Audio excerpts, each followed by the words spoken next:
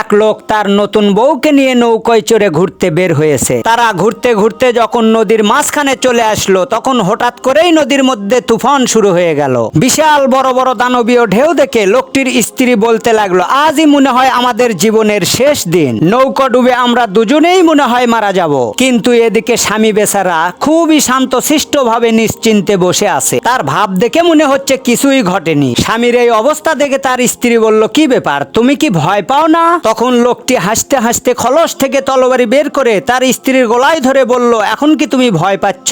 তখন তার স্ত্রী বলল, কি বোকার মতো কথা বলো, ভয় পাবো কেন? তরবারিটা তো তোমার হাতে, আর আমি জানি তুমি আমাকে অনেক ভালোবাসো। তখন সেই লোকটি বলল, ঠিক একই ভাবে এই ঝড় তুফান সবকিছুই আল্লাহর হাতে, আর আমি জানি আমার আল্লাহ আমাদেরকে অনেক ভালোবাসেন। আমার এই তরবারির নিচে তুমি যেমন নিরাপদ, ঠিক একই ভাবে আল্লাহ তাআলার দেওয়া এই ঝড় তুফানের মাঝেও আমরা তেমনই নিরাপদ।